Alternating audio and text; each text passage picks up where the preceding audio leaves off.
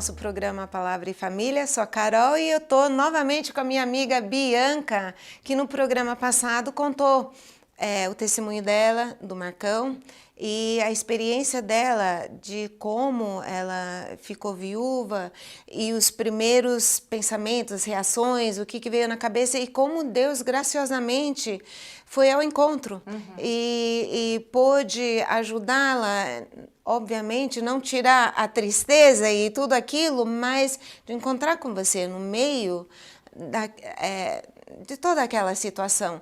E nós sabemos que o cuidado de viúvas é algo que é importante para Deus, porque em vários lugares na Bíblia ele fala desse cuidado. Em 1 Timóteo 5, no versículo 8, ele fala: ora, se alguém não tem cuidado dos seus, e especialmente de sua própria casa, tem negado a fé, e é pior do que o descrente. E daí mais adiante ele vai falando de cada situação e entra as viúvas com mais idade, as viúvas mais novas e como deve ser o cuidado, o tratamento delas.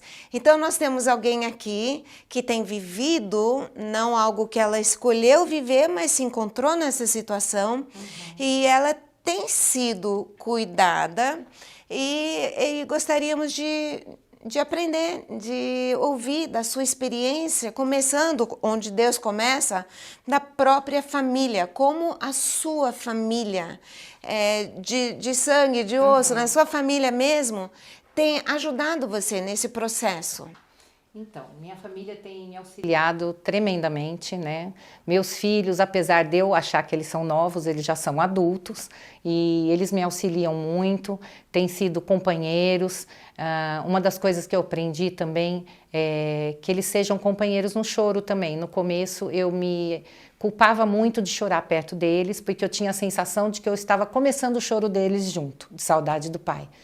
E com o tempo eu aprendi que não, que nós temos que chorar juntos, né? Não existe vergonha de eu chorar perto dos meus filhos e nem deles chorarem perto de mim. E eles têm me cuidado, minhas irmãs, meus cunhados, né? Um cuidado assim extraordinário da família comigo, minha mãe, toda a família, meus cunhados pelo lado do Marcos, todos têm me auxiliado muito, cuidado de mim e sempre que eu preciso de alguma coisa eu corro para eles. Agora, você comentou, quando a gente estava conversando também, o chorar é esperado, né? Todo mundo, não, mas é óbvio, tudo assim. Mas em momentos de alegria, às vezes você pode até sentir, ai, sim, culpa, né? Como é que eu tô sorrindo agora, rindo agora, quando... E como é que você lida com isso? Então, eu sempre fui uma pessoa muito extrovertida, alegre e continuo sendo, né? É óbvio que isso não apaga a tristeza e as saudades que eu tenho do Marcos, né? Tem um versículo que eu gosto muito, né, que é Salmos 35, que fala: o choro pode durar uma noite, mas a alegria vem pela manhã. E realmente a nossa alegria não está fundamentada em circunstâncias, né? Ela está fundamentada do amor de Cristo por nós, na nossa salvação. Então, assim, não existe desmérito nenhum da gente continuar alegre, da gente comemorar a vida, comemorar eventos, né? Os primeiros são muito difíceis, né? Primeiros aniversários, primeiras Páscoas, Natais, etc e tal. Mas continuar comemorando. O meu primeiro Natal, eu fiquei muito na dúvida, eu gosto muito de Natal, de enfeitar a casa e tal. Eu fiquei muito na dúvida, eu vou enfeitar, vou... Aí eu falei, não, meu neto, eu tenho um neto lindo, Bernardo, de 3 anos. Eu falei, o meu neto não tem nada a ver com isso, né? Ele quer ver tudo enfeitado.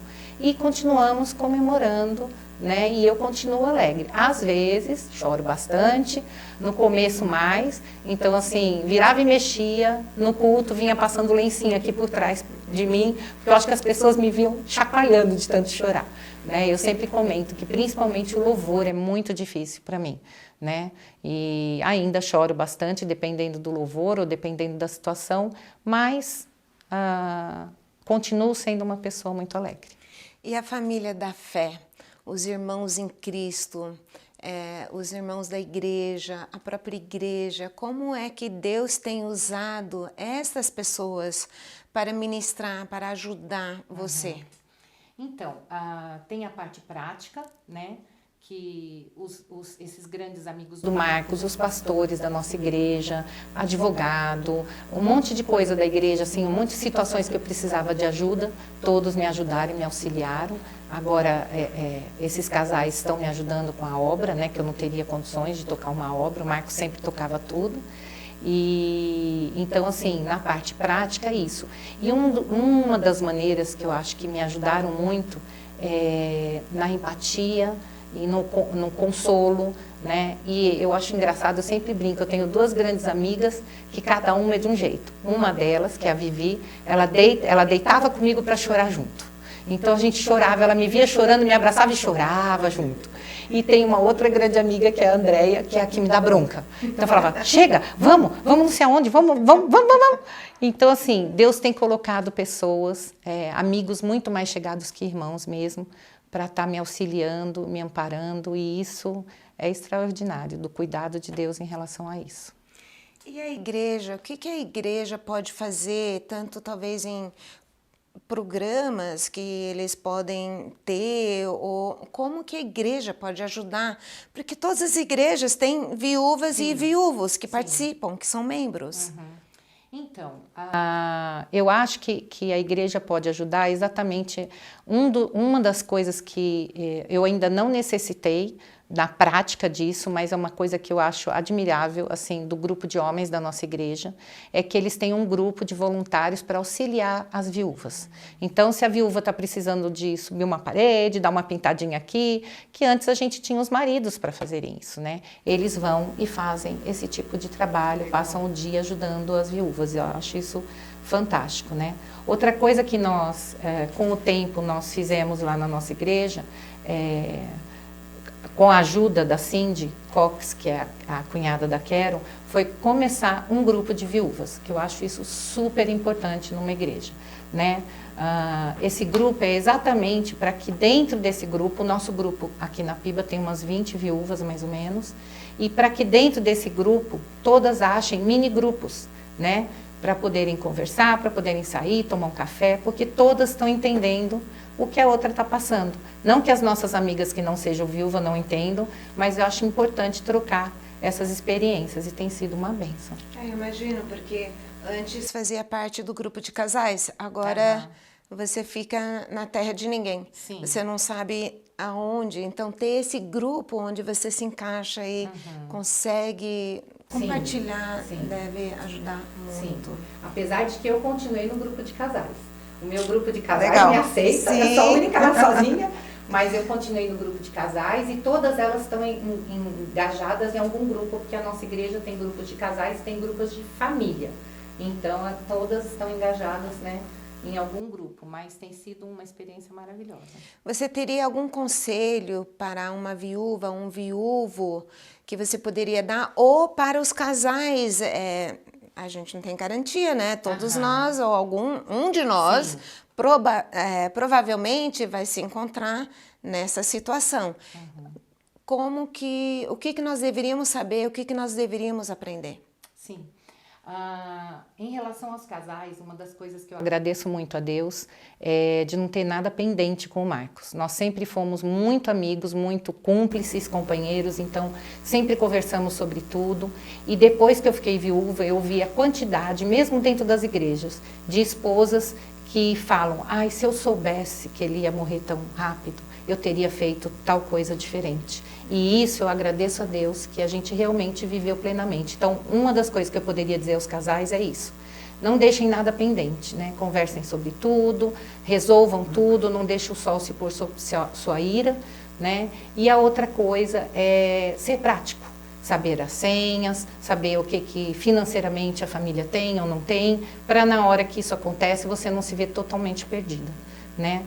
Em relação aos viúvos e viúvas, eu acho que eu não posso aconselhar ninguém, né? Porque eu sou viúva há tão pouco tempo. Mas assim, o que eu tenho aprendido, a primeira coisa é sempre pedir a Deus para a gente ser corajoso, né? Porque é uma coisa que a gente vai ter que enfrentar, principalmente as mulheres, coisas diferentes, coisas novas na nossa vida, e Deus dá essa coragem, eu já falei anteriormente, Deus capacita e dá essa coragem pra gente, né? A outra coisa que eu falo sempre é chorar sempre que tiver vontade, chorar muito. Tem dia que a gente tem vontade de deixar as cortinas fechadas, logo no começo principalmente, e chorar o dia inteiro e não quer ver ninguém. Se a tua vontade for isso no dia, faça isso, mas no dia seguinte levante, saia, né? Então assim, não existe prazos, isso é uma coisa que eu aprendi também. Muita gente me falava, vai, com um ano melhora, quando fizer o segundo ano melhora. E aí quando fez um ano, eu falei, uai, teve muita coisa que não melhorou. Então assim, não coloque prazos. Cada um é de um jeito, cada luto é de um jeito, cada pessoa. Eu tenho amigas que lidam com luto, que elas não querem conversar muito sobre a situação, elas preferem passar batido para poder continuar vivendo. E tem amigas que são carentes de contar o que está acontecendo, de compartilhar o tempo todo. Então assim, não existe regra, sabe? O luto não tem regras. É muito então, individual. Olha, muito bom. E essa vida de dependência total em Deus, todos nós deveríamos viver assim. E você tem experimentado que Deus realmente é fiel. É aquilo que Ele sempre diz, eu sou o pai dos órfãos, marido das viúvas, quem cuida de nós é Deus. Sim. Muito obrigada, foi muito prático. Eu sempre falo, vou falar rapidinho, eu sempre falo para as viúvas da igreja que a gente é especial para Deus. Nós somos as meninas dos olhos dele. Exatamente. E eu queria deixar aqui também, o Marcos cantava no grupo Mensagem e tinha uma música que ele fazia solo. E isso realmente é o que eu quero sentir na minha vida e quero sempre deixar isso claro e sempre buscar isso na minha vida, né? Uma das músicas que ele fazia solo chama Dedicação, é do Carlos Sider, e as primeiras frases, né, da música é: minha voz não se calará, de louvar-te, de render-te glória, pois a minha alma não se esquecerá de tua graça e do teu grande amor. E é isso exatamente que eu tenho experimentado, a graça, a misericórdia de Deus, o grande amor dele pela minha vida, dos meus filhos, como ele tem nos confortado. Amém. Muito obrigada. E eu espero que tenha te ajudado. E se você conhece alguém que se encontra nessa situação, pode passar o link para eles e ver se pode servir de ajuda na vida deles.